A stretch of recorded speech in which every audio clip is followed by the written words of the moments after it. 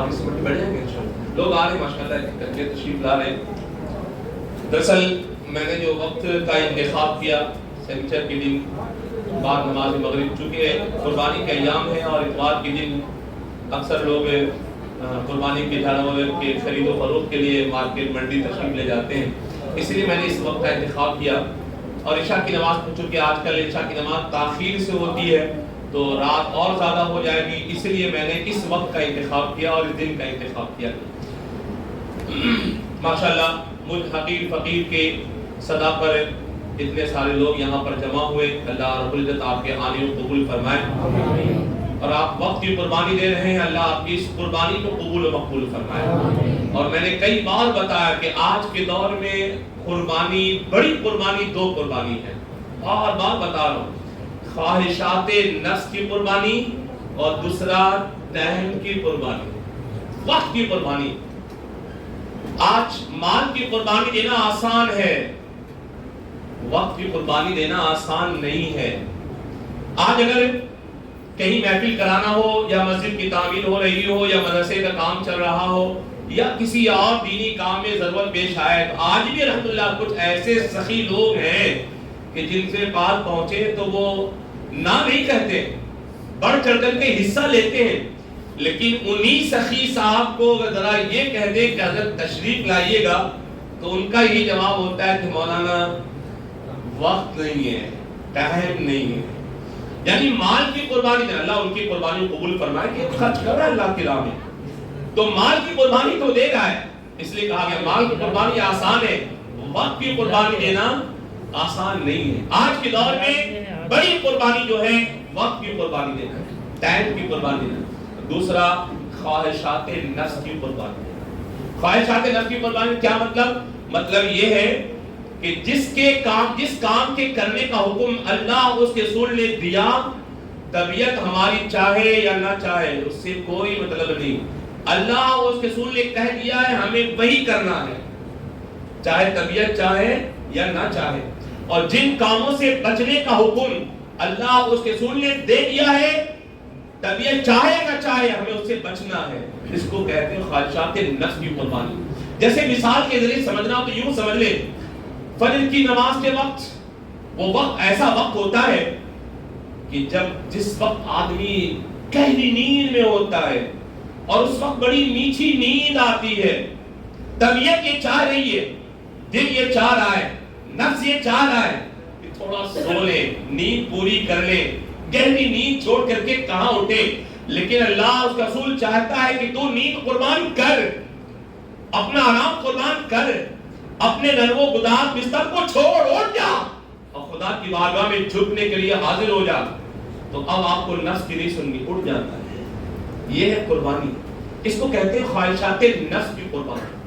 تو دو قربانی بڑی اہم ہے، خواہشات نفس کی اور دوسرا وقت کی قربانی. آپ سب نے وقت کی قربانی دیا اور اتنی بڑی تعداد میں آپ بیٹھے ہیں. ایسے ماشاءاللہ لوگ اپنے یہاں تشریف بھی لاتے ہیں، بیٹھتے بھی ہیں، لیکن آج کچھ تھوڑا کم نظر آ رہے ہیں. ہو سکتا ہے کہ بقرہ کی خریداری کے لوگ منڈیوں میں تشریف لے گئے ہوں. اللہ ان سب کو آنے کی توفیق عطا فرمائے، اور جو آئے ہیں اللہ ان کے آنے کو قبول فرما لے. جن کا ہم سب کو انتظار تھا حضرت تشریف لا چکے ہیں الحمدللہ. تم الحمدللہ حضرت کی شخصیت ابھی جوان ہے، ینگ ہے، لیکن آپ چاہیں تو فل گھنٹوں انگلش میں بھی حضرت سے آپ تقریر سن سکتے ہیں، اور آپ چاہیں تو گھنٹوں عربی میں بھی حضرت سے آپ تقریر سن سکتے ہیں. ایسی عظیم شخصیت کو ہم نے دعوت دیا ہے. اور الحمدللہ جامعہ ہلال نجم العلوم کے ہی فارغ ہیں. یہاں سے فراغت کے بعد حضرت مصر تشریف لے گئے، اور حضرت یعنی ہمارے بڑے حضرت مولانا شاکر صاحب اللہ متعزل لہ العالی نے ان کی قابلیت کو، ان کی صلاحیت کو دیکھا. باہر کے بہت سارے مدارس کے بڑے بڑے مدارس نے بلایا، لیکن حضرت نے انہیں اپنے یہاں ادارے میں رکھا ہے جامعہ ہرا میں. اور جامعہ ہرا میں حضرت ان طلباء کو پڑھاتے ہیں، جبکہ ہرا کے ہی فارغ ہیں، ٹھیک ہے، ان طلباء کو پڑھاتے ہیں کہ جو افتاء کا کورس کرتے ہیں الحمدللہ، یعنی جو مفتی بننے والے ہیں ان کو پڑھاتے ہیں. اور جو تخصص کرنے والے لوگ طلباء ہیں، آپ اس کو آپ کو کیسے سمجھاؤں میں، ان کو حضرت تعلیم دیتے ہیں. تو ایسی عظیم شخصیت کو ہم نے دعوت دیا ہے. انشاءاللہ تعالی آپ ان سے آپ خطاب نایاب سماعت فرمائیں گے. بڑے خوش نصیب ہیں آپ، کہ آپ ایسے وقت میں آئے اور ایسے عظیم خطیب سے اور صاحب علم و عمل سے آپ تقریر سننے کے لیے یہاں پر آئے ہیں. اللہ آپ کے آنے کو قبول فرما لے. آئیے حضرت نماز پڑھ رہے چائے پی لیتے بس. میں جب تک کے لیے 2-3 اشعار اور نعت مصطفیٰ صلی اللہ علیہ وسلم آپ کے گوش گزار کرنے کے لیے میں سنی دعوت اسلامی کے مبلغ جناب سید محمد احمد کو دعوت سخن دیتا ہوں. یہ جو تشریف لائیں اور اپنی مت بھری آواز میں سریلی آواز میں ہم سبوں کو نعت مصطفیٰ صلی اللہ علیہ وسلم سنا کر کے اپنے قلب کو بھی اور ہم سامعین کے قلوب کو منور و مطلع فرمائیں. آپ کے سامنے مبلغ سنی دعوت اسلامی حضرت سید محمد احمد صاحب قبلہ. میں حضرت کو اسی شعر سے دعوت دوں گا کہ نہ دولت نہ عظمت نہ شہرت کی باتیں، نہ دولت نہ عظمت نہ شہرت کی باتیں، ہمیں سناؤ بس مدینے والے کی باتیں، ہمیں سناؤ بس مدینے والے کی باتیں. اب آپ کے سامنے مبلغ سنی دعوت اسلامی حضرت سید محمد احمد صاحب.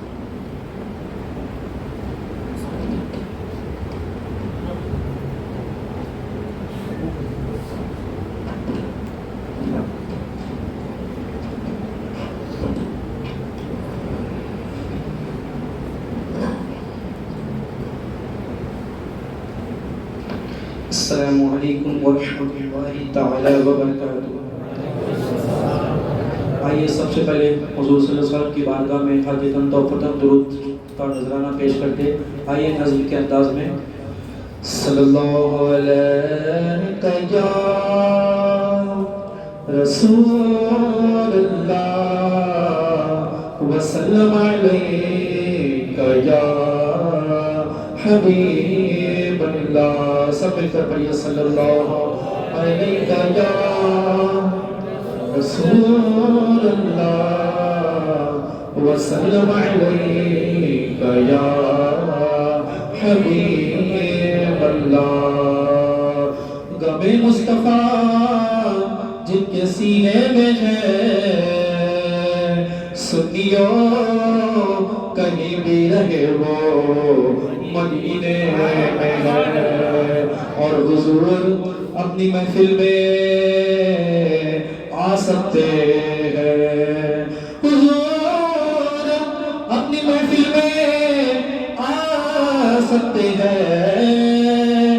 تو سنیو سمجھ لو یہ محفل مدینے میں ہے. اور چراغ محبت جلایا تھا میں نے وہاں پر شاعروں کو بھی پایا تھا میں نے. کون سی شاعر جو غالب کا ہے تو اقبال پڑھوں تب کلام رضا جب سنایا تھا میں نے. کلام رضا جب سنایا تھا میں نے. پڑھیے صلی اللہ علیہ یا رسول اللہ وسلم علیہ یا حبیب اللہ. کلام اعلیٰ حضرت کے چند اشعار امید ہے سب ساتھ میں مل کر پڑھیں. ان کی مہک نے دل کے پنچے کھلا دیے ہیں. ان کی مہک نے دل کے پنچے کھلا دیے ہیں. جس راہ چل گئے ہیں پوچھے بسا دیے ہیں. جس راہ چل گئے ہیں پوچھے بسا دیے ہیں. ایک دل تم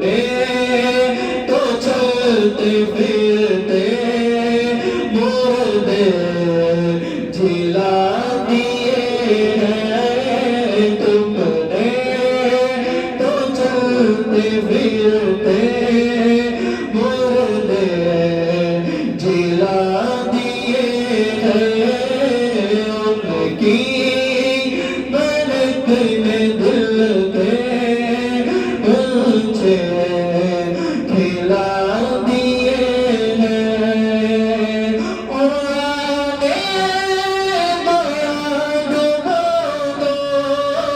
اب تو تمہاری جانب بیان بولو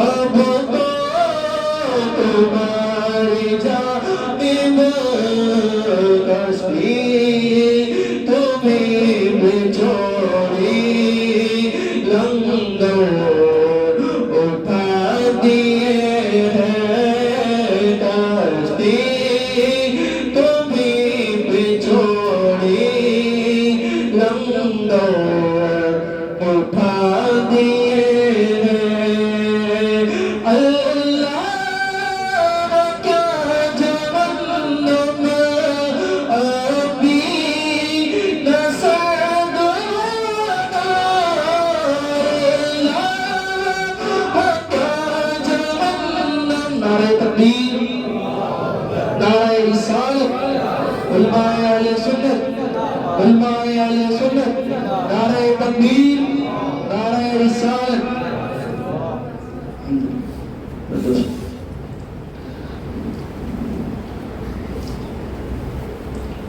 دوشی پڑھی اللہم صلی اللہ علیہ وسلم محمد وعلا علیہ وصحابہ وبارک وسلم صلی اللہ علیہ صلاة و سلام علیکہ یا سیدی یا حبیبی یا رسول اللہ صلی اللہ علیہ وسلم اللہ کیا جہنم ابھی نہ سرد ہوگا اللہ کیا جہنم ابھی نہ سرد ہوگا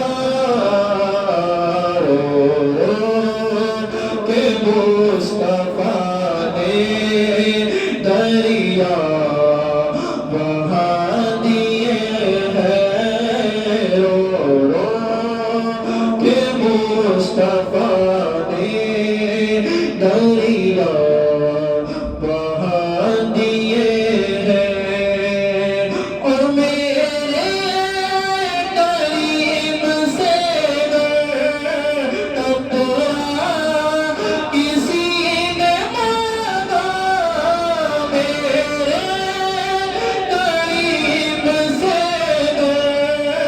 تقویٰ کسی نے مانگا دریا بہا دیے ہیں دریا بہا دیے ہیں دور بہا دیے ہیں ان کی مہک نے دل کے کنچے کھلا دیے ہیں اور ملک کے سخن کی شادی تم کو رضا مسلم ملک کے سخن کی شادی تم کو رضا مسلم جس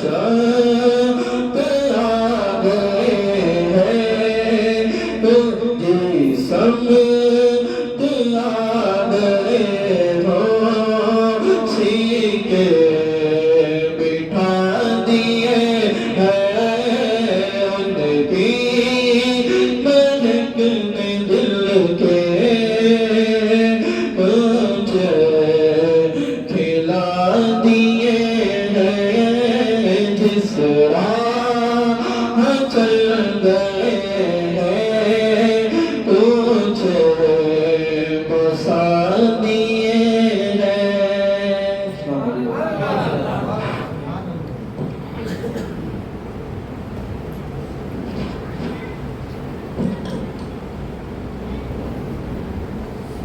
माशाअल्लाह जिनका हम सबों को इंतजार था, हजरत की आमद हो चुकी है और हजरत के चेहरे अनवर की ज़ारत से आप सब शर्फियाब हो रहे हैं। आइए बिला किसी ताखीर के एक और हमारे आए हुए मेहमान उस्ताजुल हुफ़ाज़ व क़ुर्रा हजरत हाफिज़ व क़ारी मोहम्मद अकील रज़ा साहब क़िबला उस्ताद जामिया हिरा नजमुल उलूम महाओली की भी आमद हुई है। नाते आप अक्सर सुनते हैं और सुनते भी रहेंगे इंशाअल्लाह ताला, और ये तो हम सुन्नियों का शेवा है कि हुज़ूर की नात पढ़ते भी हैं और सुनते भी हैं। लेकिन आज मैं चाहता हूँ कि कुरान पाक की तिलावत भी आप समाअत फरमाएं। जब सही मानों में कुरान पाक की तिलावत होती है ना, तो वहाँ पर खुदा की रहमतों की झमाझम बरसात होती है, और जब कुरान पाक की सही मानों में तिलावत होती है तो सकीना नाजिल होता है। तो आइए, नाते हमने बहुत सुनी है, सुनेंगे इंशाअल्लाह ताला, लेकिन साथ में आज कुरान पाक की तिलावत भी सुनेंगे इंशाअल्लाह ताला, और बहुत बहुत आप महसूस होंगे।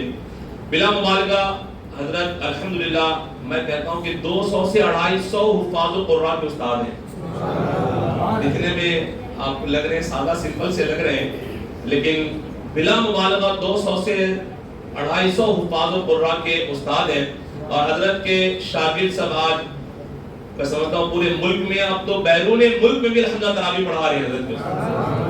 तो ऐसी अजीम शख्सियत यहाँ पर जलवा फगर है। आज इंशाअल्लाह ताला हम हजरत की ज़बानी कुरान पाक की तिलावत समाअत फरमाएंगे इंशाअल्लाह ताला। कोई शायर कहता है सादा कुरान क्या है, तो कोई सादा सा शायर सादा से लफ्जों में यूं कहता है कि तेरे हर सवाल का जवाब कुरान में है, तेरे हर सवाल का जवाब कुरान में है, तेरी जिंदगी का हर हिसाब कुरान में है। ऐ मुसलमान कुरान खोल के तो देख, तेरी जिंदगी के हर मसले का हल कुरान में है। अब आइए बिला किसी ताखीर के मैं उस्तादुल हुफ़ाज़ हज़रत अल्लामा व मौलाना हाफिज़ व क़ारी मोहम्मद अकील रज़ा साहब क़िबला मतज़िल्लहुल आली को दावत देता हूँ कि तशरीफ लाएं और अपनी मद भरी आवाज़ में अल्लाह रब्बुल इज़्ज़त का कलाम सुना करके अपने क़ल्ब को भी और हम सामिईन के क़ुलूब को मुनव्वर व मुजल्ला फरमाएं।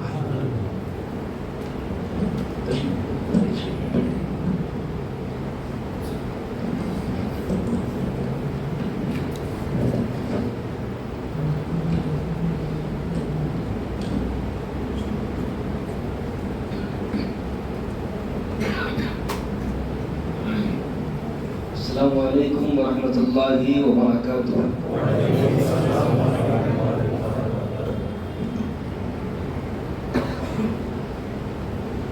अऊज़ु बिल्लाहि मिनश शैतानिर रजीम।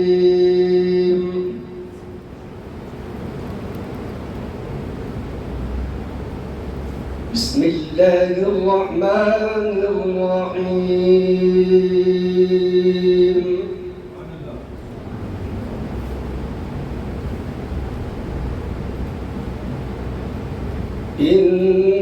इन्नल मुत्तक़ीन फी जन्नातिन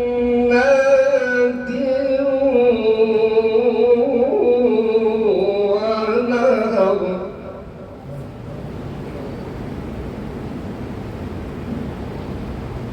फी मक़अदि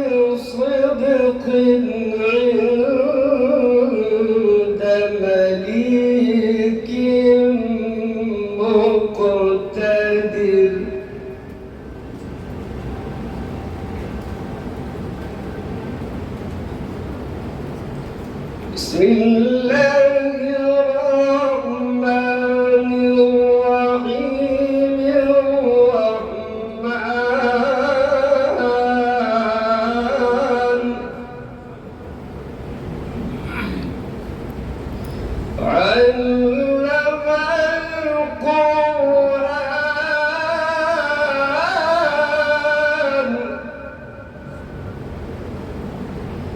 خلق الإنسان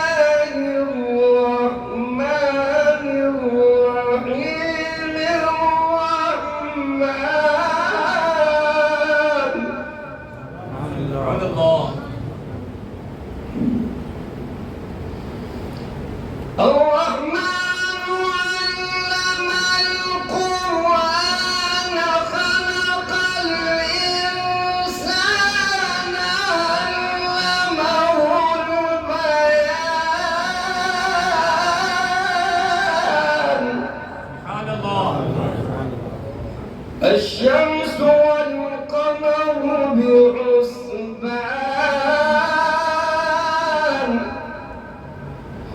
والنجم والشجر يسجدان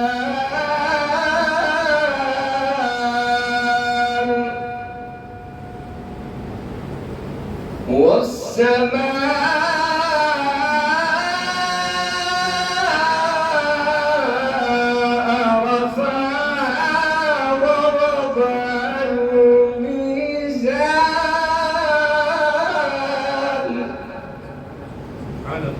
ألا تطغوا في الميزان وأقيموا الوزن بالقسط ولا تخسروا الميزان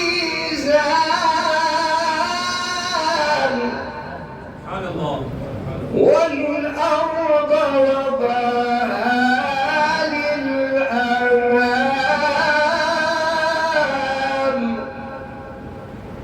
فيها فاكهة والنخل ذات الأكمام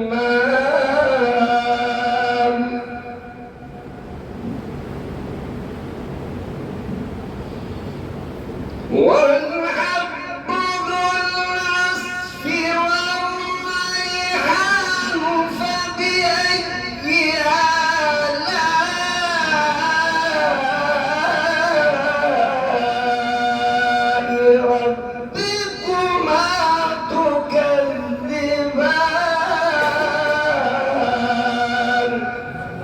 صدق الله العظيم. سبحان اللہ سبحان اللہ. رب کی بولے نا آپ لوگ سبحان اللہ اور آواز سے بولے سبحان اللہ. یقیناً جب قاری صاحب قبلہ قرآن پاک کی تلاوت فرما رہے تھے سچ پوچھیے تو مجھے اپنے بچپن میں یاد کیا وہ ایک شعر یاد آ رہا تھا کہ اے وقت ٹھہر جا ذرا اور بھی سن لے. پڑھ کے بولے نا آپ لوگ سبحان اللہ. اے وقت ٹھہر جا ذرا اور بھی سن لے کہ یہ لمحے بار بار آیا نہیں کرتے, یہ لمحے بار بار آیا نہیں کرتے. انشاءاللہ تعالی وقت آئے گا تو حضرت انشاءاللہ بار بار تشریف لائیں گے انشاءاللہ تعالی بار بار انشاءاللہ تعالی ہم ان کی زبانی قرآن پاک کی تلاوت سنیں گے اور اپنے دلوں کو محسوس کریں گے. آئیے وقت بہت نکل چکا ہے, وقت ہو چکا ہے. اب آئیے بلا کسی تاخیر کے ہم اپنے آئے ہوئے مہمان خصوصی یا مقرر خصوصی کو دعوت دیتے ہیں جن سے میری مراد حضرت علامہ مولانا عالم نبیل فاضل جلیل حضرت مفتی شاہد نجمی ازہری صاحب قبلہ استاد جامعہ خلا نجم العلوم کو میں اس شعر سے دعوت دیتا ہوں کہ تیری ایک چشم رحمت سے تیرا بیمار بہتر ہے. تیری ایک حضور کی نعت کی اشعار ہے, تیری ایک چشم رحمت سے تیرا بیمار بہتر ہے. توجہ ہے آپ کی, ذرا بیداری کا ثبوت دیکھیں. تیری ایک چشم رحمت سے تیرا بیمار بہتر ہے, ہزار طبی نسخوں سے نگاہ یار بہتر ہے. ہزار طبی نسخوں سے نگاہ یار بہتر ہے.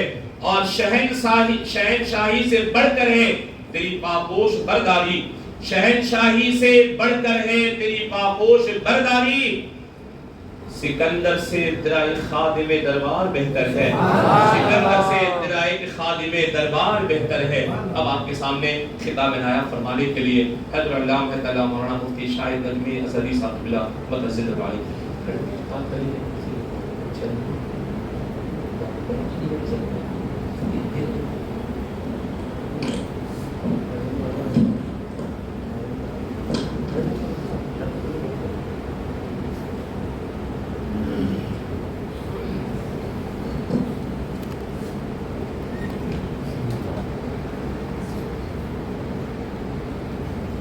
حاضرین مسجد السلام علیکم ورحمۃ اللہ تعالی وبرکاتہ۔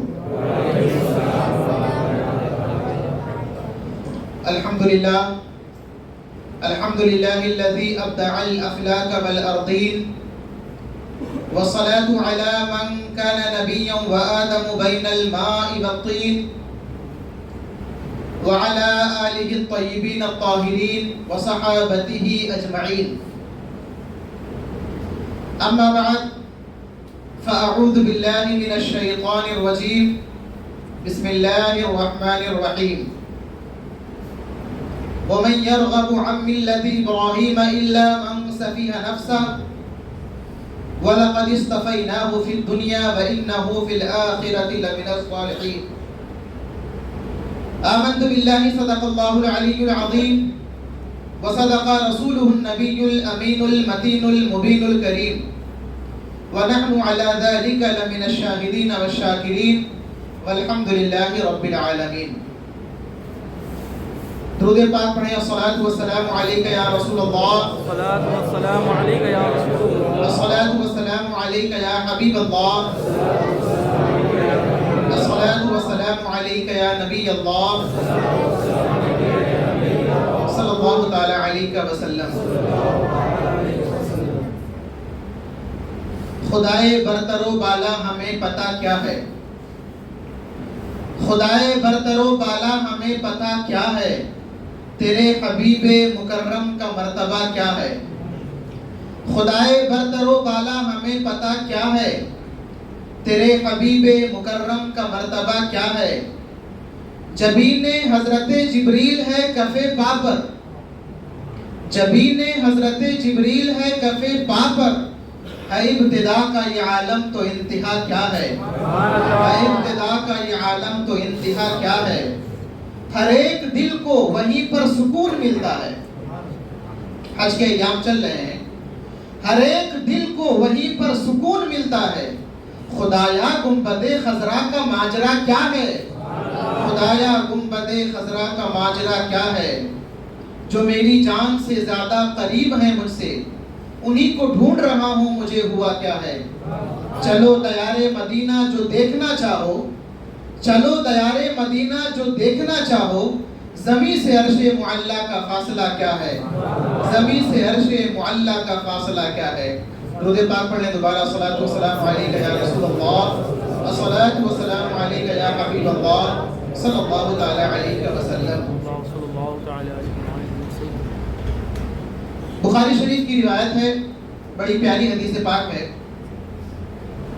حضور نے صحابہ کرام سے فرمایا، اے صحابہ، جب تم جنت کے باغات کے پاس سے گزرا کرو تو کچھ دیر کے لیے وہاں پر بیٹھ جایا کرو اور ان باغات میں سے کچھ پھل کھا لیا کرو۔ اذا مررتم بریاض الجنہ فاجلسوا هناك واکلوا من ثمارها۔ اے صحابہ، جب تم اس کائنات میں، اس دنیا میں، اس زمین پر جنت کے باغات کے پاس سے گزرا کرو تو کچھ دیر کے لیے وہاں پر بیٹھ جایا کرو اور ان باغات سے کچھ پھل کھا لیا کرو۔ صحابہ کرام حیران ہوئے، یا رسول اللہ علیہ الصلوۃ والسلام، جنت اس کائنات میں کہاں سے آ جائے گی؟ اس زمین پر جنت کے باغات، پھر ان باغات میں جا کر بیٹھنا، پھر ان باغات کے پھلوں کا کھانا پاسبل کیسے ہو سکتا ہے؟ حضور آپ کی مراد کیا ہے؟ حضور نے فرمایا، اے صحابہ، اس زمین پر، اس کائنات میں جنت کے باغات سے مراد اللہ اور میرے ذکر کی محفلیں ہیں، اور ان باغات میں جا کر بیٹھنا، وہاں پر پھل کھانا، اس سے مراد یہ ہے کہ ان باغات میں جایا کرو، وہاں پر بیٹھا کرو، اللہ کے ذکر کی محفلوں میں شریک ہوا کرو، اللہ کا ذکر کیا کرو۔ بخاری کی ایک اور روایت ہے، حضور نے فرمایا، ان للہ تبارک و تعالی ملائکۃ سیارۃ فضولا، کہ اے لوگوں، اس دنیا میں اللہ کے کچھ فرشتے ایسے ہیں جو زمین میں گشت لگاتے ہیں، زمین میں چکر لگاتے ہیں۔ مقصد کیا ہوتا ہے؟ زمین میں گشت لگانے کے بعد وہ تلاش کرتے ہیں کہ کہاں پر اللہ کے ذکر کی محفلیں ہو رہی ہیں، کہاں پر اللہ والوں کی باتیں ہو رہی ہیں. اور اگر کسی مقام پر کسی جگہ پر اللہ کے ذکر کی محفل نظر آتی ہے فرشتے آ کر وہاں پر بیٹھ جاتے ہیں. فرشتے آ کر وہاں پر بیٹھ جاتے ہیں اور صرف بیٹھتے نہیں ہیں. حضور نے فرمایا فحفتہم الملائکہ، اس محفل میں بیٹھنے والے تمام لوگوں کو فرشتے اپنے پروں سے ڈھانپ لیتے ہیں. اس کے بعد محفل ختم ہوتی ہے، سب لوگ گھروں کو چلے جاتے ہیں. فرشتے اللہ کی بارگاہ میں حاضر ہوتے ہیں. مولا پوچھتا ہے کہاں سے آ رہے ہو؟ فرشتے کہتے ہیں مولا ہم ایک مقام سے گزرے، وہاں پر تیرے ذکر کی محفلیں جاری و ساری تھیں، ہم وہاں پر بیٹھ گئے. تیرے بندے تیرا ذکر کر رہے تھے، تیری بارگاہ میں جنت کا سوال کر رہے تھے، جنت مانگ رہے تھے اور جہنم سے تیری پناہ مانگ رہے تھے. اپنے گناہوں کی تجھ سے مغفرت چاہ رہے تھے، تیری بارگاہ میں آنا چاہ رہے تھے، تیرے فیض و کرم کے طلبگار تھے وہ.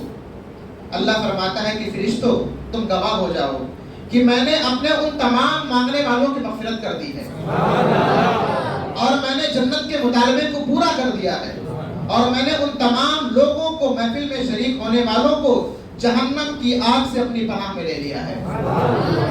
فرشتے کہتے مولا ان لوگوں میں، اس محفل میں شریک لوگوں میں ایک بندہ ایسا بھی تھا جو بہت گنہگار تھا، بڑا پاپی تھا، بہت بڑا کرمنل تھا. وہ وہاں پر ذکر کے ارادے سے نہیں آیا تھا، وہ وہاں سے گزر رہا تھا، لوگوں کا ہجوم دیکھا، جا کر وہاں پر بیٹھ گیا. اس نے تیرا ذکر نہیں کیا، اس نے تجھے یاد نہیں کیا، بس تیرا ذکر کرنے والوں کے بیچ میں بیٹھا ہوا تھا. اللہ فرماتا ہے کہ فرشتوں میں نے اس کو بھی بخش دیا ہے. فرشتے پھر سوال کرتے مولا بخشش تو ان کی ہونی چاہیے جو تیرا ذکر کر رہے تھے، جو تجھے یاد کر رہے تھے. بندہ خاموش بیٹھا تھا، وہ گنہگار تھا، پاپی تھا. اللہ فرماتا ہے کہ اے فرشتوں ہؤلاء القوم لا یشقی بہم جلیسہم ابدا، اے فرشتوں جو لوگ میرا ذکر کرتے ہیں اگر ان ذکر کرنے والوں کے بیچ میں کوئی گنہگار آ کر بیٹھ جائے تو اس کی مغفرت ہو جایا کرتی ہے، اس کی بخشش ہو جایا کرتی ہے. اللہ رب العزت کا شکر ہے کہ ہم ایسی محفل میں بیٹھے ہوئے ہیں. مسجد کے اندر اللہ کے ذکر کی محفلیں ہو رہی ہیں، محفل چل رہی ہے. اللہ کی بارگاہ میں دعا ہے کہ یہاں پر ہماری اپنی حاضری کو قبول فرمائے، ہمارے گناہ صغائر و کبائر کو معاف فرمائے.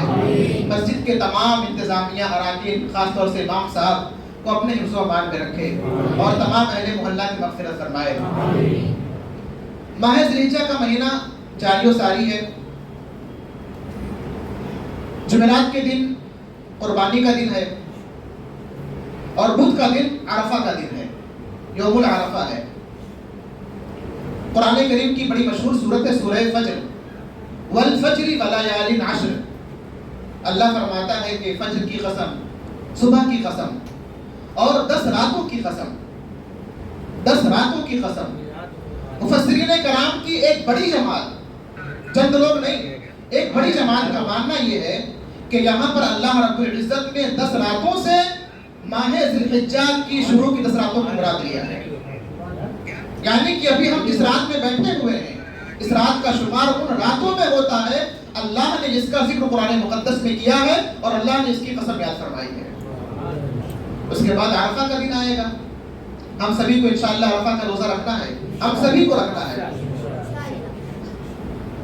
علماء نے فرمایا کہ کوئی شخص عرفہ کے دن اللہ کی بارگاہ میں دعا کرے، کوئی شخص اللہ کی بارگاہ میں عرفہ کے دن دعا کرے اور دعا کرنے کے بعد میں اس کا تصور یہ بنے، اس کے خیال میں یہ بات آئے کہ میری دعا اللہ کی بارگاہ میں قبول ہوئی کہ قبول نہ ہوئی، وہ شک میں گرفتار ہو جائے، اسے ڈاؤٹ ہو جائے اپنی دعا کے قبول ہونے کے حوالے سے.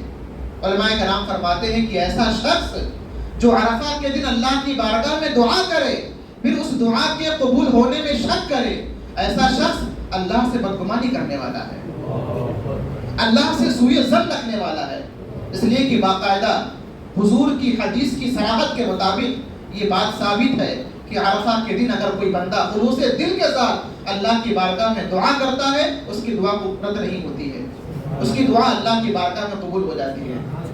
اور صوفیہ کرام فرماتے ہیں کہ اللہ کے کچھ بندے اس کائنات میں ایسے بھی ہیں، بہت سارے صوفیہ، بہت سارے عباد ایسے بھی ہوتے ہیں جو سال بھر اللہ کی بارگاہ میں کچھ نہیں مانگتے، सालों साल, साल भर अल्लाह की बारगाह में कोई दुआ नहीं, कोई सवाल नहीं, कोई मुतालबा नहीं, किसी परेशानी का जिक्र नहीं, कुछ नहीं।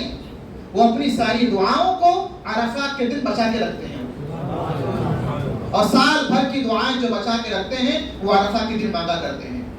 यौम अरफा बुध का दिन है, हम सभी को उस दिन रोजा रखना है, खुलूस दिल के साथ कुरान पाक की तिलावत करनी है, और टूटे हुए दिल के साथ में, अश्क बहने वाले आंसुओं के साथ में, आंखों के साथ में अल्लाह की बारगाह में दुआ करनी है। ये अरफा है क्या? ये ज़िलहिज्जा की रातें क्या हैं? ये कुर्बानी का महीना क्या है? आप सभी जानते हैं। ये हज़रत इब्राहिम की सुन्नत है, हज़रत इब्राहिम की याद को जिंदा करना है, उनके मकाम व मर्तबे को दुनिया के सामने जाहिर करना है। ये हज़रत इब्राहिम कौन है? हज़रत इब्राहिम का मकाम क्या है? अल्लाह की बारगाह में उनका मर्तबा क्या है? आप जानते हैं कि इस दुनिया में कमो बेश 1 लाख या कमो बेश 2,24,000 अंबिया कराम आए हैं, हम सभी जानते हैं। और इन तमाम अंबिया कराम में जो सबसे अफजल हैं वो 315 हैं। तमाम लाख अंबिया कराम में, 2 लाख अंबिया कराम में अगर आप अफजल लोगों को शुमार करेंगे तो आपको 315 नजर आएंगे। उन्हें हम रसूल कहते हैं, वो रसूल हैं। अच्छा, फर्क क्या है नबी में रसूल में? रसूल वो होता है जिसके पास अल्लाह की किताब नाजिल होती है।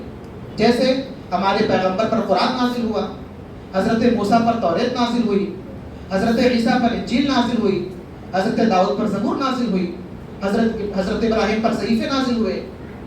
तो जो रसूल होता है उसके पास अल्लाह की किताब नाजिल होती है, और उसके पास अल्लाह की एक नई शरीयत होती है, उसके पास अल्लाह का एक नया पैगाम होता है। और जो नबी होता है उसके पास किताब नहीं होती, उसके पास नया पैगाम नहीं होता, बल्कि वो अपने से पहले वाले रसूल की किताब को लेकर आगे चलता है और उस किताब की तालीमात को आगे बढ़ाता है। ये फर्क है। तो अंबिया से अफजल कौन है?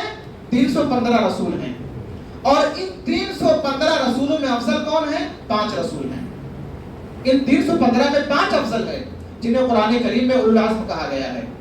हमारे पैगंबर हैं, हमारे नबी हैं, हजरत इब्राहिम हैं, हजरत मूसा हैं, हजरत ईसा हैं और हजरत नूह अलैहिस्सलातु वस्सलाम हैं। ये 5 पैगंबर तमाम पैगंबरों से अफजल हैं।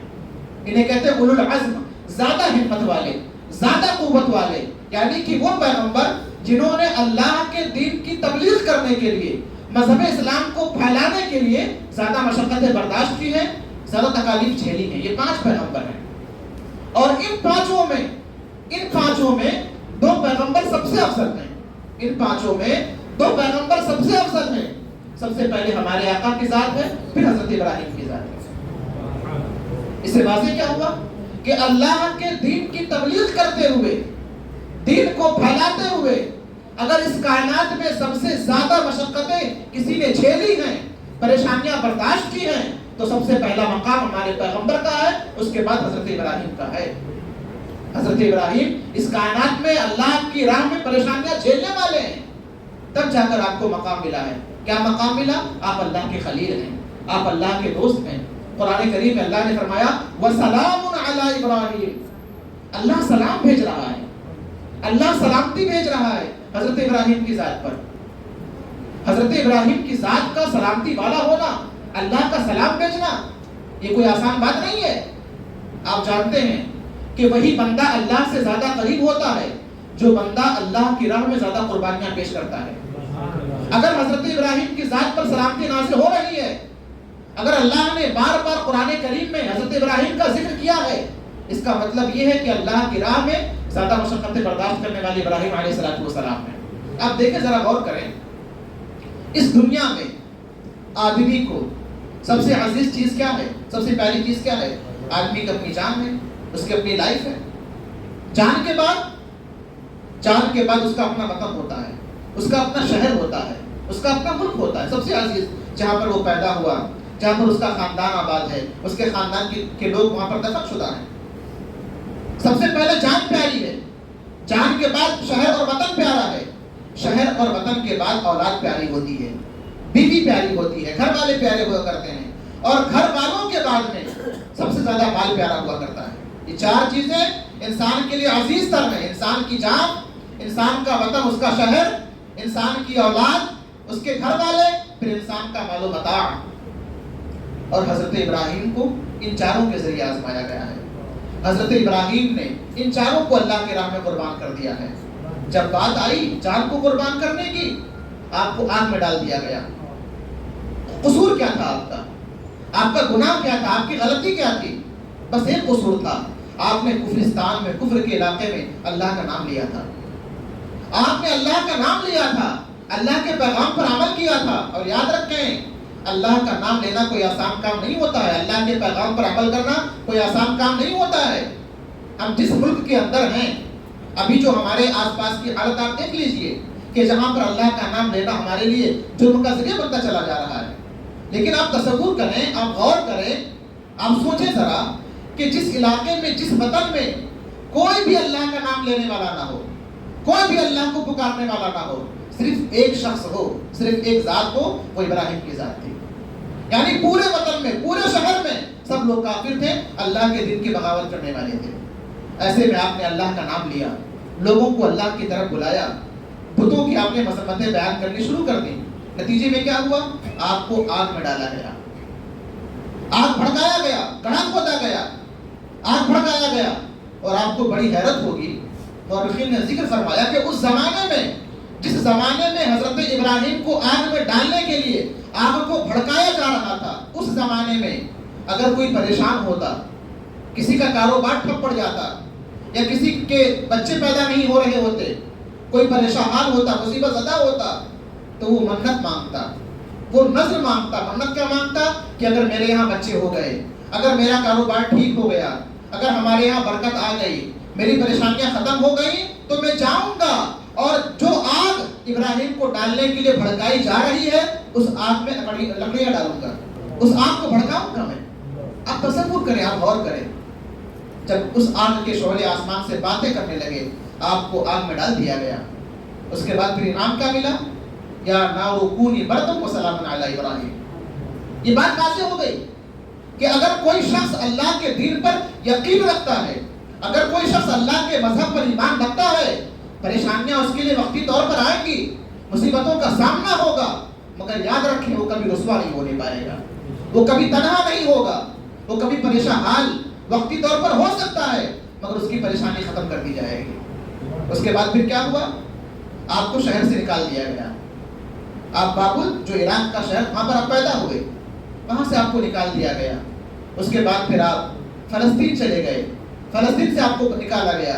فلسطین کے بعد آپ مصر چلے گئے، وہاں پر آپ کو پریشان کیا گیا. سوچئے، اپنا وطن عراق چھوڑ رہے ہیں، پھر فلسطین جا رہے ہیں، وہاں سے آپ کو باہر کیا جا رہا ہے، مصر جا رہے ہیں. یہ در بدری، ایک شہر سے دوسرے شہر نکلنا، یہ اللہ کی راہ میں تھا، اللہ کے دین کی تبلیغ کے لیے تھا، اللہ کا نام لینے کے جرم میں تھا. اس کے بعد پھر کیا ہوا؟ آپ کی زندگی کا کافی حصہ گزر چکا ہے، آپ کی عمر کافی ہو چکی ہے، مگر گھر میں کوئی اولاد نہیں ہے، گھر میں کوئی بیٹا نہیں ہے.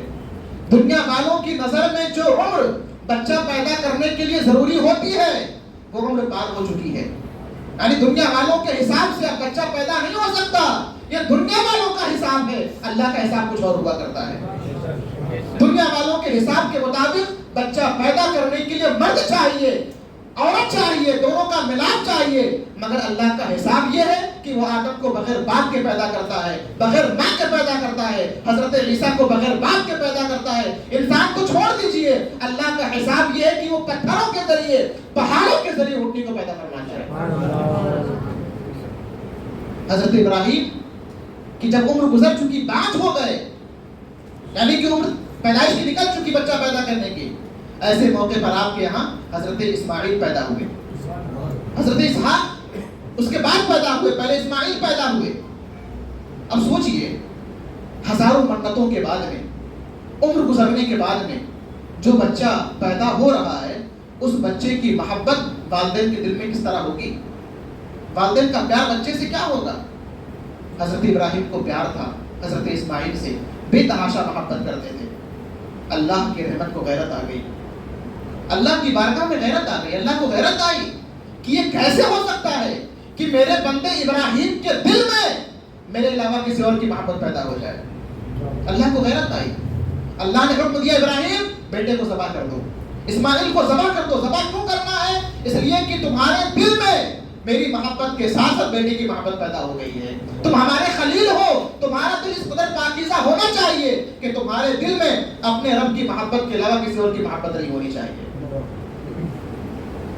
اس کے بعد آپ دیکھیے ذبح کرنے سے پہلے کا واقعہ دیکھیے۔ اللہ نے حکم دیا، اللہ کی طرف سے حکم آیا، ابراہیم اپنے بیٹے اسماعیل کو لو، بیوی ہاجرہ کو لو اور مکہ لے کر چلے جاؤ، عرب کی سرزمین پہ چلے جاؤ۔ حضرت اسماعیل ابھی کم سن ہیں، دودھ پیتے بچے ہیں، حضرت ہاجرہ جوانی کا عالم ہے، دونوں پریشان ہیں۔ چھوڑ گیا مکہ میں ان کو۔ میں چونکہ مصر میں رہا ہوں، مصر آدھا پڑتا ہے عرب میں، آدھا آتا افریقہ میں، اور وہاں پر اس قدر گرمی کا عالم کہ اللہ کی پناہ۔ اور پورے عرب میں اگر سب سے زیادہ کہیں پر گرمی ہوتی ہے تو وہ خطہ حجاز میں مکہ اور مدینہ میں ہوا کرتی ہے۔ ابھی ہم لوگ کیا جانے، عمرہ کرنے جاتے ہیں، حج کرنے جاتے ہیں، طواف بھی اے سی کے سائے میں ہو رہا ہے، ایئر کنڈیشن ہال چل رہا ہے، صفا مروہ کی سعی اے سی کے ذریعے ہو رہی ہے، سارا کام اے سی میں ہو رہا ہے۔ یاد رکھیں ان تمام فیسلٹیز نے، آسانیوں نے، آسائشوں نے ہمارے حج کے نور کو ختم کر دیا ہے، اس سفر کی روحانیت کو ختم کر دیا ہے۔ طریقہ کار کیا ہونا چاہیے کہ اگر ہم حج و عمرہ پر جا رہے ہیں، کروڑوں لوگ ایسے ہوتے ہیں جو روتے ہیں اللہ کی بارگاہ میں، تہجد میں فریاد کرتے ہیں، مطالبہ کیا ہوتا ہے؟ مولا اپنی بارگاہ میں بلا لے، اپنے حبیب کا در دکھا دے، اپنے حبیب کی بارگاہ میں حاضری کروا دے۔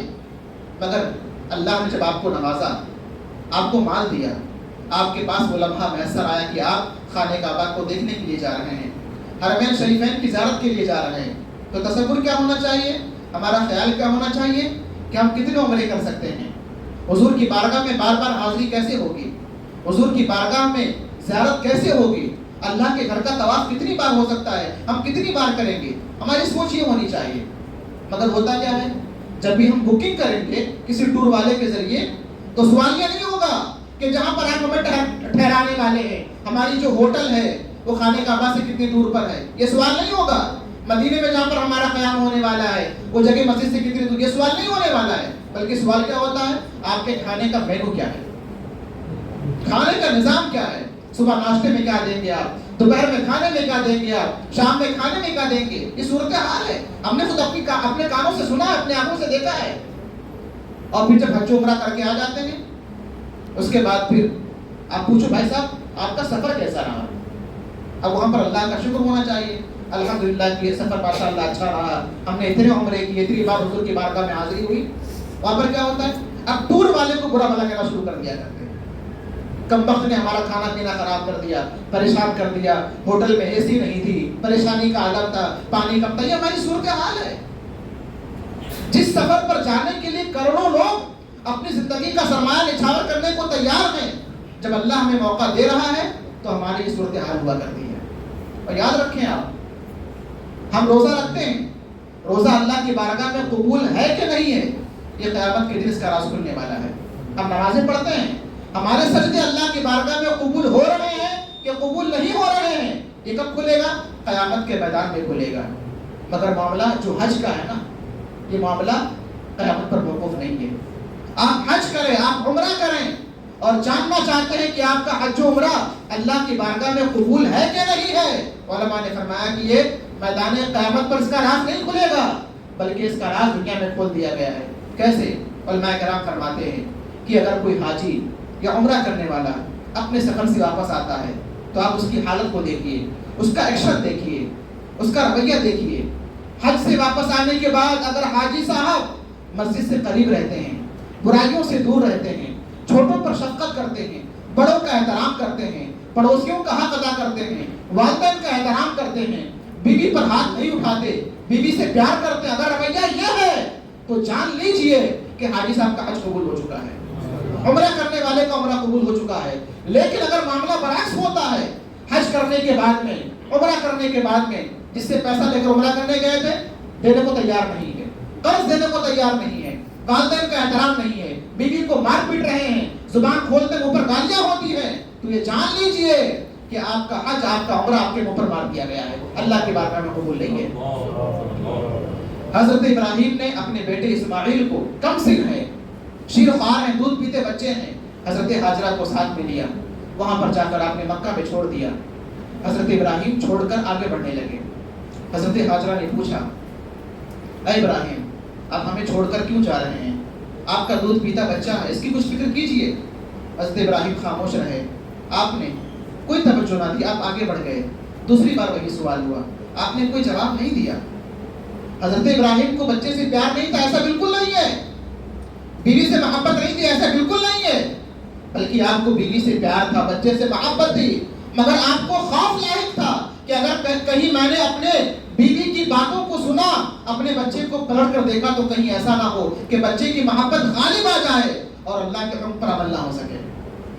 سوچئے، ایک پیغمبر ہے جو دودھ پیتے بچے کو دوبارہ دیکھنے کو تیار نہیں ہے کہ کہیں دوبارہ دیکھنے کی بنا پر بچے کی محبت غالب آ جائے اور اللہ کا حکم چھوٹ جائے۔ اور یہاں پر ہمارا عالم یہ ہے، ہم کاروبار میں لگے ہو رہے ہیں، نمازیں قضا ہو رہی ہیں، روزے قضا ہو رہے ہیں، اللہ کے دین سے دوری ہوتی چلی جا رہی ہے۔ کاروبار چل رہا ہے، بزنس سے لیٹ آئیں گے، آفس ختم ہوتی ہے 12 بجے، آئیں گے 4 بجے، وہ گوارا ہے۔ مگر ذرا سی اگر مسجد میں امام صاحب قرات لمبی کرتے تو پریشان ہو جاتے ہیں، الارم لگا کر بیٹھتے ہیں، کتنا ٹائم ہوا، اتنا ٹائم کیسے لگ جاتا ہے۔ یہ ہماری صورتحال ہے۔ رمضان کا مہینہ آتا ہے، بہت سارے لوگ کاروبار کرنے والے روزہ نہیں رکھتے، ان سے کہو تو یہ کاروبار کا مہینہ ہے، یہ بزنس کا مہینہ ہے، لعنت ہے ایسی کمائی پر جو روزے کو چھوڑ کر آپ حاصل کر رہے ہیں۔ یہ ہماری صورتحال ہے۔ ابھی محرم کا مہینہ آئے گا، دیکھیے ہر محلے میں جلوس نکلے گا، ہر کسی کے ہاتھ میں جھنڈا ہوگا، ہر کوئی امام حسین کے نام کا نعرہ لگائے گا۔ نماز سے کوئی مطلب نہیں ہے، مسجد سے کوئی مطلب نہیں ہے، مگر جہاں پر محرم کا مہینہ آیا، عشر آیا، ہر کسی کے ہاتھ میں جھنڈا ہے، ہر کسی کے نام پر حسین کا نعرہ ہے۔ کیا بات ہے یہ؟ کیا چیز ہے یہ؟ سوچیے آپ، امام حسین کے نام کا نعرہ ایک بے نمازی کی زبان پر ہو، اچھی بات نہیں ہے۔ امام حسین کے نام کا جھنڈا ایک بے نمازی کے ہاتھ میں جشتہ نہیں ہے۔ امام حسین کے نام کا جھنڈا اس کے ہاتھوں میں ہونا چاہیے جو امام حسین کی طرح اللہ کی بارگاہ میں سر کو جھکانے والا ہو۔ یہی پیروی حسین ہے، کبھی تو نے غور کیا اثر؟ یہی پیروی حسین ہے، کبھی تو نے غور کیا اثر؟ یہاں تو نماز سے بے خبر، وہاں سر کٹایا نماز میں۔ یہاں تو نماز سے بے خبر، وہاں سر کٹایا نماز میں۔ حضرت ابراہیم نے بات کا کوئی جواب نہیں دیا۔ تیسری بار حضرت ہاجرہ نے کہا، یا ابراہیم اللہ امرک، کیا آپ کو ہمیں یہاں پر چھوڑنے کے لیے اللہ نے حکم دیا تھا؟ حضرت ابراہیم نے کہا ہاں، اللہ نے اس بات کا حکم دیا ہے۔ اب سوچئے، چھوٹا سا بچہ ساتھ میں ہے، حضرت ہاجرہ کا جواب سنیے، آپ ان کی بات سنیے۔ فرماتی ابراہیم چلے جاؤ، جس اللہ نے ہمیں یہاں پر چھوڑنے کا حکم دیا ہے، ہمارا ایمان ہے، وہ ہمیں کبھی رسوا نہیں فرمائے گا، ہم پریشان نہیں ہوں گے۔ حضرت ابراہیم وہاں سے آگے بڑھتے ہیں اور وہاں سے روانہ ہونے سے پہلے اللہ کی بارگاہ میں دعا کرتے ہیں۔ ابراہیم جانتے ہیں کہ دعا مومن کا ہتھیار ہے، اللہ کی بارگاہ میں رجوع کرنے سے مسلمانوں کی مصیبتیں ختم ہوتی ہیں، اللہ کی بارگاہ میں فریاد کرنے سے پریشانیاں ختم ہو جایا کرتی ہیں۔ یہاں پر ہمارا عالم کیا ہے کہ بچہ بیمار ہو جائے، کاروبار میں برکتیں نہ ہو، کاروبار ٹھپ پڑ جائے، فلاں بابا کے پاس میں جاتے ہیں، فلاں مزار پر جاتے ہیں، سب کچھ کریں گے، بس ایک کام نہیں کریں گے، اللہ کی بارگاہ میں حاضر ہونا، اپنے سر کو جھکانا، اللہ کی بارگاہ میں دعا کرنا، فریاد کرنا ہم سے نہیں ہوگا۔ ہم کروائیں گے امام صاحب کے ذریعے، ہم کروائیں گے مؤذن صاحب کے ذریعے، یہ طریقہ نہیں ہے۔ اگر ہم پر پریشانیاں آتی ہیں، اگر ہم پر مصیبتیں آتی ہیں تو ہماری ہر پریشانیوں کا حل آسمانوں کے اندر ہے، ہماری ہر مصیبتوں کا حل آسمانوں کے اندر ہے، اور آسمانوں سے حل کو پانے کے لیے ہمیں اپنے رب کی بارگاہ میں جھکنا پڑے گا، اپنے رب کی بارگاہ میں سر کو قربان کرنا پڑے گا۔ حضرت ابراہیم نے فرمایا، اے ہاجرہ، اللہ نے یہاں پر ہمیں رکنے کا حکم دیا ہے، تمہیں ٹھہرنے کا حکم دیا ہے۔ حضرت ہاجرہ نے کہا اللہ رسوا نہیں فرمائے گا، آگے بڑھے۔ آپ نے دعا فرمائی، آپ دعا سنیے، قرآن کریم ذکر فرماتا ہے، ربنا انی اسکنت من ذریتی بواد غیر ذی زرع عند بیتک المحرم۔ اے اللہ، میں نے اپنے خاندان کو، میں نے اپنے بچے کو، اپنی بیوی کو یہاں پر ٹھہرا دیا ہے، یہ جگہ ایسی ہے جہاں پر گھاس پھوس نہیں ہے، जहाँ पर पीने का सामान नहीं है, जहाँ पर खाने की चीज नहीं है। ये और बात है कि ये जगह तेरे खाने काबा से करीब है, तेरे मुकद्दस घर से करीब है। अल्लाह मैंने इनको यहाँ पर ठहरा दिया है। और ठहराया क्यों है? ठहराने का रीजन क्या है? आगे फरमाते हैं रब्बना लियुकीमुस सलात। ऐ अल्लाह, इन घर वालों को यहाँ पर ठहराने का मकसद ये है कि तेरे घर के पास तेरी बंदगी की जाए, तेरी बारगाह में सर को झुकाया जाए, तेरा नाम लिया जाए, तेरी बारगाह में रुकू किया जाए, सजदा किया जाए। अल्लाहु अकबर। वजअल अफइदतम मिनन नासि तहवी इलैहि वरज़ुक़हुम मिनस समाति लअल्लहुम यशकुरून। ऐ अल्लाह, हमने यहाँ पर ठहराया है, मकसद क्या है? ताकि मेरे घर वाले तेरी बारगाह में सजदा करें, और अल्लाह इनके सजदों के बदले में, इनकी नमाजों के बदले में इस कायनात के लोगों के दिलों को इनकी तरफ फेर दे। वरज़ुक़हुम मिनस समरात, इनके लिए फल का इंतजाम करो। सोचिए, बेसरो सामानी के आलम में जहां पर चरिंदो परिंद नहीं है, मक्का की तपती हुई रेत है, सहरा का आलम है, शीर खार बच्चा है, एक बीवी है, ठहरा दे रहे हैं, छोड़कर चले जा रहे हैं। क्यों? ताकि नमाज कायम करें, अल्लाह की बारगाह में सर झुकाए। सोचिए, हजरत इब्राहिम का पैगाम देखिए आप, हजरत इब्राहिम का पैगाम देखिए। हम हजरत इब्राहिम के नाम पर लाखों की कुर्बानियां करते हैं, मगर अगर हम उनके इस पैगाम से गाफिल हैं तो हम गुलाम इब्राहिम नहीं कहला सकते। अल्लाह, ताकि मेरे घर वाले नमाज कायम करें, मैंने इनको यहाँ पर ठहरा दिया है। आज हमारे पास सब कुछ सहूलत है, घर में एसी है, बच्चे कमा रहे हैं, गवर्नमेंट जॉब है, सब कुछ मिल रहा है, मगर नमाजों से दूरी है, नमाजों से बेखबरी है। हमारे उस्ताद गिरामी हैं, ये जज़ायर के रहने वाले हैं, बहुत बड़े आलिम दीन हैं, डॉक्टर अली महमद साहब। आप फरमाते हैं, एक दफा उन्होंने बयान किया अपना वाकया कि मेरे पास एक बच्चे का मैसेज आया, एक बच्चे का कॉल आया, फलस्तीन से आया, गजा से आया। उस बच्चे ने मुझे मैसेज किया था वीडियो रिकॉर्डिंग के जरिए। उसने कहा, हुजूर, मैं यहाँ पर गजा में एक इमारत जो टूट गई है उसमें दबा हुआ हूँ, उस इमारत में दबा हुआ हूँ, मेरे ऊपर बाकायदा मनो टन का वो पत्थर मेरे आसपास गिरे हुए हैं, मैं यहाँ पर दबा हुआ हूँ। हुजूर, ऐसे आलम में नमाज पढ़ने का तरीका क्या होगा? सोचिए आप। उस्ताद फरमाते हमारे कि मेरी आंखों में आंसू आ गए, मैं रो पड़ा। कहा, मेरे प्यारे बच्चे, अल्लाह तुम्हें वैसे ही अल्लाह ने तुमको बख्श दिया है, अल्लाह ने तुम्हारी मग़फ़िरत फरमा दी है। तुम अहले गज़ा वालों ने हमारे ईमान का माना बता दिया है, नमाज का मतलब बता दिया है। सोचिए, गज़ा का एक बच्चा जो गिरी हुई बिल्डिंग के नीचे दबा हुआ है, सवाल कर रहा है, मसला पूछ रहा है कि दबी हुई हालत में नमाज पढ़ने का तरीका क्या होगा। अपने बच्चों की हम फिक्र करें, अपने घर की फिक्र करें, हमारे घरों में कुरान पढ़ने का निज़ाम क्या है, अल्लाह की बारगाह में सर को झुकाने का माहौल क्या। देखिए आप, सोचिए आप, यही वजह सोचिए आज यहाँ पर आलम यह है कि लोग क्या कहते हैं कि अगर अल्लाह होता तो गज़ा वालों पर जुल्म नहीं होता। यानी अल्लाह नहीं है, माशाअल्लाह रब्बिल आलमीन, जो लोग इनकार करते हैं अगर अल्लाह होता तो गज़ा वालों पर जुल्म नहीं होता, यानी कि गज़ा वालों पर जुल्म के जरिए वो अल्लाह की नफी कर रहे हैं, अल्लाह को मानने से इनकार कर रहे हैं। मगर कभी आपने क्या कोई सिंगल केस देखा कि जहाँ पर गज़ा के किसी बच्चे ने, किसी आदमी ने अपने ईमान से फिरने का दावा किया हो? वहां पर तो आलम यह है कि खानदान पर खानदान कुर्बान हो रहा है, घर पे घर तबाह हो जा रहे हैं, मोहल्ले निस्तो नाबूद हो रहे हैं, मगर उनके ईमान में इजाफा होता चला जा रहा है, उनका यकीन बढ़ता चला जा रहा है, अल्लाह के फजलो करम से उनकी वाबस्तगी बढ़ती चली जा रही है। हमारा ईमान ऐसा होना चाहिए, हमारा तकवा ऐसा होना चाहिए, अल्लाह की बारगाह से हमारा लगाव ऐसा होना चाहिए। आप देखिए, अभी अरफा का मरहला आने वाला है, हज का अय्याम चल रहे हैं। आप जानते हैं कि हज में 3 बातें फर्ज हैं, हज में 3 बातें फर्ज हैं कि उनके बगैर आपका हज नहीं हो सकता। उनमें से क्या है? नंबर 1, अहराम बांधना। अहराम बांधना, अहराम क्या है?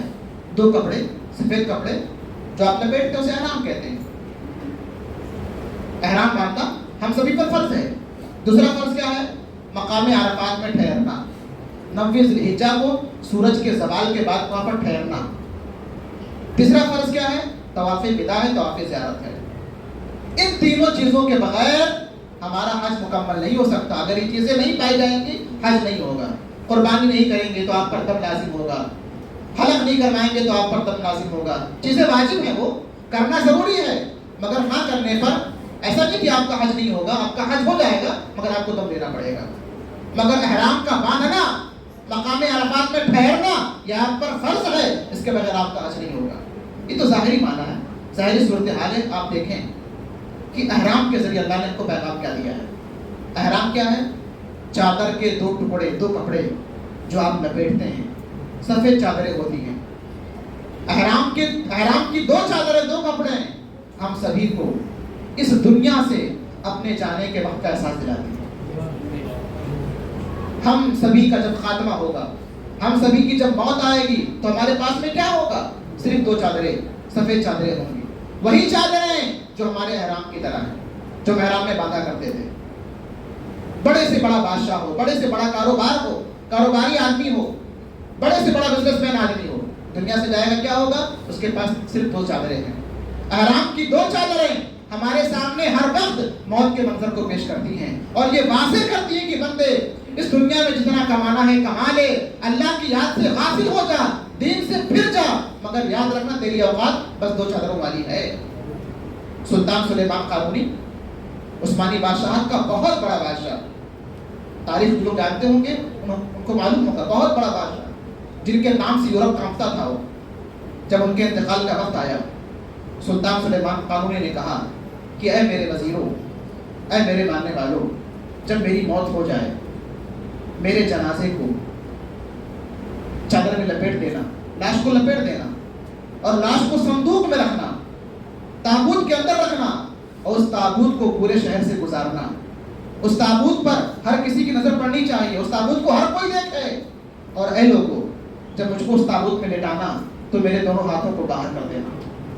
میرا پورا وجود تابوت کے اندر ہو مگر میرے دونوں ہاتھ تابوت کے باہر ہونے چاہیے, تاکہ دنیا والوں کو اس بات کا احساس ہو جائے کہ جس سلیمان قانونی کے نام سے دنیا کانپتی تھی, جس کے پاس دنیا بھر کے خزانے موجود تھے, جب دنیا سے گیا ہے تو اس کے ہاتھوں میں کچھ نہیں تھا, اس کے دونوں ہاتھ خالی تھے. یہ احرام کی چادریں ہمیں ہمارے مرنے کا احساس دلاتی ہیں. یہ بتاتی ہیں کہ اے لوگوں, جو بھی کرنا ہے کرو مگر اللہ سے غافل مت ہونا, حلال طریقے اختیار کرنا, اللہ کے ذکر سے دور مت ہونا. مقام عرفات, عرفات پہ ٹھہرنا, وہاں پر ٹھہرے بغیر ہمارا حج مکمل نہیں ہو سکتا, حج کامل نہیں ہو سکتا. عرفات کا منظر ہمارے سامنے اس بات کو واضح کرتا ہے, ہمیں یہ احساس دلاتا ہے کہ اللہ کی مرضی یہ ہے کہ امت مسلمہ متحد نظر آئے, امت مسلمہ ایک ہو جائے. مقام عرفات کا اجتماعی منظر مسلمانوں کے اجتماع کو پیش کرتا ہے. یہ واضح کرتا ہے کہ اللہ کی بارگاہ میں ضروری کیا ہے کہ اس کے سارے بندے ایک ہو جائیں, اس کے ماننے والے ایک ہو جائیں, امت کے اندر افتراق نہ ہو, امت کے اندر انتشار نہ ہو. یہاں پر حال کیا ہے؟ حاجی صاحب آئے ہوئے ہیں, بہن کا ہاتھ مار کے کھائے ہوئے ہیں, 4 ہاتھ ہو چکا ہے, 5 ہاتھ ہو چکا ہے, تحقیق کرو, معلوم پڑا کہ بھائی کا ہاتھ مار کے کھائے ہوئے ہیں, بہن کا ہاتھ کھائے ہوئے ہیں. سال میں کئی بار عمرے ہو رہے ہیں مگر قرضدار پریشان ہیں, پیسے ان کو واپس نہیں مل پا رہے ہیں. صورتحال ہماری یہ ہو چکی ہے. ہمیں اس سے باز آنا چاہیے, ہمارے اندر اتحاد ہونا چاہیے, ہمارے اندر اتفاق ہونا چاہیے, ہمیں اللہ کی بارگاہ سے مضبوطی سے جڑنا چاہیے. ذرا سوچئے, غور کیجئے. حضرت ابراہیم نے کہا بیٹے میں تم کو قربان کرنے والا ہوں, اللہ کی طرف سے حکم ہے. بیٹے نے کہا ابا قربان کر دیجئے. باپ کا جذبہ دیکھیے آپ, اور بیٹے کا حوصلہ دیکھیے آپ. ایسا بیٹا آپ کہاں سے لے کر آئیں گے جو اللہ کے حکم پر جان کو قربان کرنے پر تیار ہو جائے. اقبال کہتے ہیں نا, یہ فیضان نظر تھا یا کہ مکتب کی کرامت تھی, سکھائی کس نے اسماعیل کو آداب فرزندی. جب باپ ابراہیم ہوتا ہے تو اس کے بیٹے اسماعیل کی طرح ہوا کرتے ہیں. ہم سبھی کو حضرت ابراہیم کے طریقہ کار پر عمل کرنا ہے, حضرت ابراہیم کے نقش قدم پر چلنا ہے, تاکہ ہمارے بیٹے, ہمارے گھر والے, ہماری اولاد اسماعیل کے طریقے پر چلنے والے ہو جائیں, ان کی سنت کو زندہ کرنے والے ہو جائیں. اس کے بغیر کوئی چارہ کار نہیں ہوگا. یہاں پر باپ اپنے بیٹے سے بے خبر ہے, بیٹا کیا کر رہا ہے کوئی فکر نہیں ہے, بس بیٹا لا کر کما کر دے دے, کہاں سے کما کر لا رہا ہے, اس کا ذریعہ معاش کا ہے, کوئی فکر حال نہیں ہوتی ہے. پھر کیا ہوتا ہے؟ مرنے کے بعد میں تباہی آتی ہے, بھائیوں میں اختلاف ہو جاتا ہے. اگر والدین اپنی زندگی میں اپنے بچوں کی تربیت کر دیں، اپنے بچوں کے اندر اتحاد پیدا کر دیں، تو باپ کے مرنے کے بعد میں اس کے بیٹے مسجد میں نظر آئیں گے، کورٹ میں نظر نہیں آئیں گے۔ یہاں پر حال یہ ہوتا ہے کہ باپ کے مرنے کے بعد اولاد کے اندر جھگڑا ہو گیا ہے، وراثت میں کس کا حق ہے، جھگڑا ہو گیا ہے، اب کورٹ کے چکر چل رہے ہیں۔ کورٹ کے چکر کیوں لگ رہے ہیں؟ اس لیے کہ ہم نے اپنی زندگی میں اپنے بچوں کو مسجد کا رخ نہیں کروایا ہے، اللہ کی بارگاہ میں ہم لے کر نہیں آئے ہیں۔ خدا را اس سے باز آئے۔ بس ایک آخری واقعہ گفتگو میں ختم کرتا ہوں۔ بہت بڑا عباسی بادشاہ تھا، بادشاہ ابو جعفر منصور، بہت بڑا نام تھا۔ جس دن وہ بادشاہ بنا، جب اس کی بادشاہت کا وقت آیا، اس کا دربار بھر گیا، لوگ آ رہے ہیں، مبارکبادی پیش کر رہے ہیں، نظم کے کلمات کہے جا رہے ہیں، اس کی منقبت پڑھی جا رہی ہے۔ آنے والوں میں اس وقت کے ایک بہت بڑے عالم دین تھے، ان کا نام تھا حضرت مقاتل بن سلیمان رازی، اپنے وقت کے بہت بڑے عالم دین، علوم قرآن کے ماہر، علوم تفسیر کے ماہر۔ وہ بادشاہ کے پاس میں آئے، بادشاہ نے کہا کہ اے مقاتل بن سلیمان، ہمیں کچھ نصیحت کیجیے، کچھ سمجھائیے، بادشاہ کا حق کیا ہوتا ہے، میں رعایا کو کس طریقے سے لے کر چلوں، کس طریقے سے حکومت کروں، کچھ سمجھائیے۔ آپ نے فرمایا کہ اے بادشاہ، بما رأیتنی ام بما رأیتو ام بما سمعتو، اے بادشاہ میں آپ کو کیا سمجھاؤں، جو میں نے دیکھا ہے وہ سمجھاؤں یا جو میں نے سنا ہے وہ سمجھاؤں؟ بادشاہ نے کہا کہ مقاتل آپ نے جو دیکھا ہے وہ سمجھائیے، آپ دیکھی ہوئی بات بیان کیجیے۔ آپ نے فرمایا کہ اے بادشاہ، میں نے حضرت عمر بن عبدالعزیز کا زمانہ پایا ہے، میں نے دیکھا کہ جب ان کے انتقال کا وقت آیا، ان کا آخری وقت آیا، لوگوں نے کہا حضور آپ کے 11 بچے ہیں، آپ کے 11 بچے ہیں اور آپ کے پاس کوئی مال نہیں ہے آپ کے ترکے میں، ایسا کیجئے آپ جانے سے پہلے بچوں کے لیے مال خاص کر دیجئے تاکہ آپ کے جانے کے بعد بچے اچھے سے زندگی گزار سکیں۔